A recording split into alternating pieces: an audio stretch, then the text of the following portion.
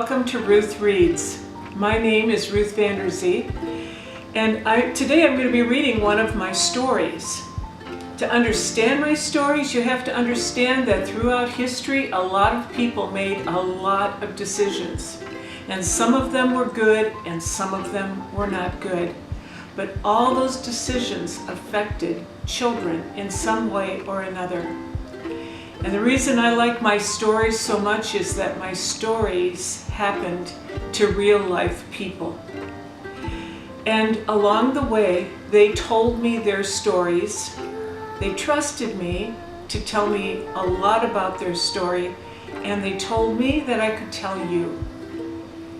So what amazes me is that they went through so many difficult experiences, but they all came out the other end with hope and strength and courage. Along the way, they asked a lot of hard questions. They wondered why things happened to them, and they had to figure a lot out. But one thing for sure is when they told me their stories, they touched my heart, and I was inspired, and I hope their stories inspire you. Next Year, Hope in the Dust, written by Ruth Vander Zee, illustrated by Gary Kelly, and published by the Creative Company. Next Year takes place in the 1930s, and if you listen to Mississippi Morning, you'll recognize that time as the same period of time in history. But this story takes place in the plains of the United States. And this period of time was called the Black Blizzards or the Dirty 30s, and it is to this day one of the worst environmental disasters in American history. It takes place in these states that are shown in yellow, and the concentration of it was right in that panhandle of Oklahoma, and that's where I set this story. So what happened is after World War I, Europe needed the wheat from the United States, and people moved out to the plain states, and they were promised land, and they said, if you can plant wheat and grow it, you can sell it. And at that time, wheat was selling for $1.60 a bushel, and farmers became very, very wealthy. But then in 1929, the stock market crashed, and many people lost their money, and they lost everything, and wheat began selling for only 25 cents a bushel, or 23 cents a bushel. It was in the 20s. So now the wheat prices dropped, and then in 1931, the rain stopped. It stopped raining. Well, when the farmers first moved out to these plain states and started planting their wheat, they would plant their wheat in a furrow, leave ground, and then plant other seeds. So what they did was they left the buffalo grass that grew in that area. They left the buffalo grass and they planted between the buffalo grass. Well, when the rain stopped, they weren't making as much money. They weren't able to harvest as much wheat. So they said, let's just scrape all this buffalo grass away and let's start planting our wheat closer to each other. And so they dug up more than 100 million acres of land.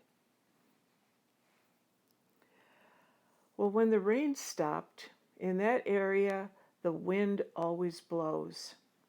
The rain stopped, they took away all of that grass, and then the wind started to blow, and it didn't stop blowing for 10 years. And here are some pictures of what that beautiful land that was filled with wheat began looking like. It was heaps of sand and dirt, and sometimes clouds of dirt just blew into the towns and just practically smothered people. Not only that, there would be times when rabbits would come by the thousands and thousands and thousands and just cover the land. They were like a plague. They would come and they would eat everything in sight. The other sad thing that would happen is that the cows that were growing, that were being fed and were being cared for in that land, they began inhaling all of that dust and dirt, and they died because their lungs were just full of dirt.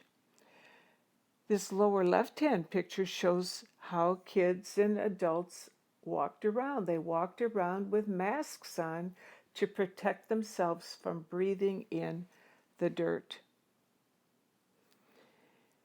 And this is the way kids went to school, and this is the way many children just learned to live, by covering their noses, because they knew that a lot of their friends were dying of dust pneumonia.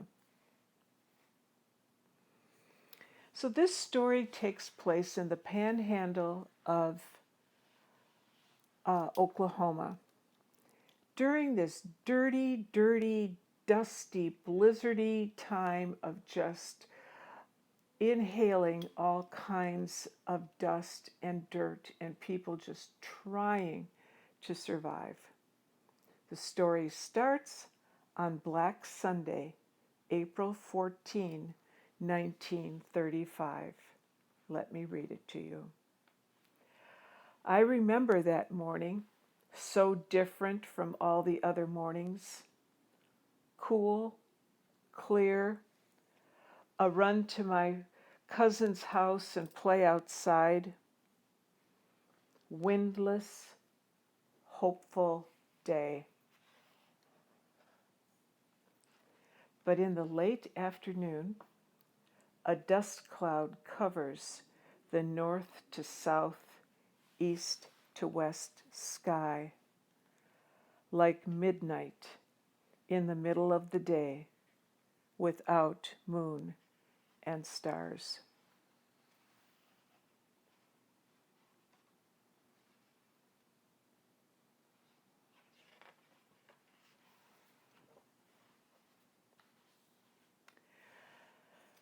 Biting winds blow knives of sand into my skin.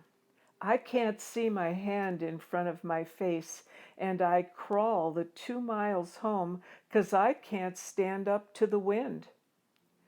When I open the door, my ma is standing in the kitchen, ankle deep in sand. I run to her and take the shovel she's holding out of her hand. She looks at me and wails. I left the window open to air out the house. Now look. Dad stares at the kerosene lamp flickering dull shadows on the wall. He looks like a beaten-up kid. But he still sits there and says, just like he's been doing for the last 4 years, "It's gonna be better next year." But I don't believe him. I'm 12 years old, and right now, all I want is things to be like they were before the dust storms came. Blue skies, rain, acres of golden wheat dipping and swaying in gentle breezes, enough money to add my very own bedroom onto our house. I want my ma to smile and be pretty again without hard lines on her face. I want the milk in my glass to not look like it's sprinkled with pepper. I want my whole pillowcase clean and white in the morning, not just the part where I put my head. I want a bath on Saturday night with more than 1 cup of water. I want to not cough all the time. But what I have is angry winds that take the topsoil and spit it into the air. Crops that wither before my eyes. Our underfed, scrawny cattle sold for a few cents a head. Hungry rabbits invading by the thousands, grasshoppers eating the bark off the fence posts, my classmates dying of dust pneumonia, and 4 years of Dad saying, next year it's gonna be better, and it never is. That night, Dad sees Ma standing ankle deep in sand and cries. I never saw my dad cry. He looks at me and says, Calvin, I had no idea. I brought you and your ma out here because I knew I could make money on this land. Me, somebody who never had anything all my growing up.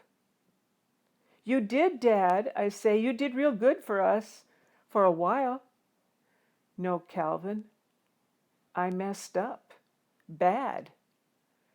I stopped plowing deep. I skimmed all the buffalo grass away. And then it stopped raining. He sighs. And what did we get? 4 years of you and your ma eating this dust and dirt for breakfast, lunch, and dinner. That's not what a man does to his family. After I see my dad so desperate, I know I have to pitch in. I go to school, but any extra time I have, my teacher helps me research better ways to farm. I learn about contouring rows instead of plowing in straight lines, about rotating crops instead of planting wheat year after year. That helps some. For the next 4 awful, dust-blowing, never getting ahead years, for the next 4 years of families in our town leaving and heading to the promised land of sunny California. But we stay.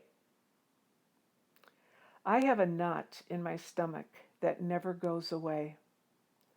I never say anything, but it's there every day. But then, towards the end of my 16th year, a bluish cloud covers the north to south, east to west sky. It settles overhead, hopeful, promising. A gentle rain falls. The land takes a deep breath and sucks the water into itself. And then the thirsty ground takes great gulps from the downpour that follows. I run into the house, grab Ma's hand, and lead her outside. She stands looking up. Is this it? She whispers. Dad comes from the fields, sees Ma, and takes her in his arms. That is the beginning of the end of the drought. The end of blowing dust every day. The end of life as I knew it for 9 years. Because after all those years of misery, Dad says, Calvin, your ma and I talked. We can't do this anymore.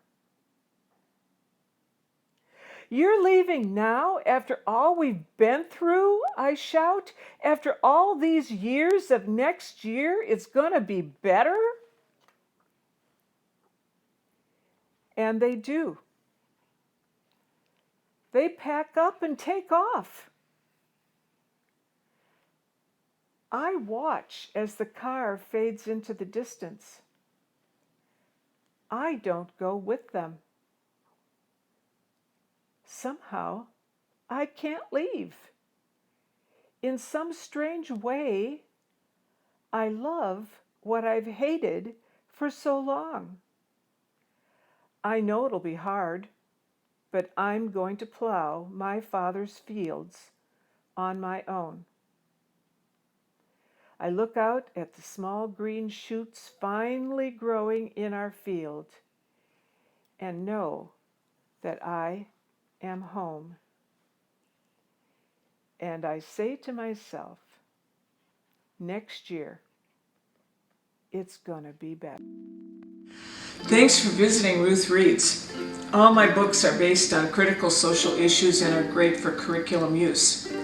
If you have any questions that arose as I was reading the book, or if you have any curriculum guide needs, please visit my website at www.ruthvanderzee.com. You can find all my information there and you can contact me. It will also be linked in the description box below. Please like and subscribe to this video. That would be so nice if you do that. You can purchase my books at any independent local bookstore or at Amazon.com.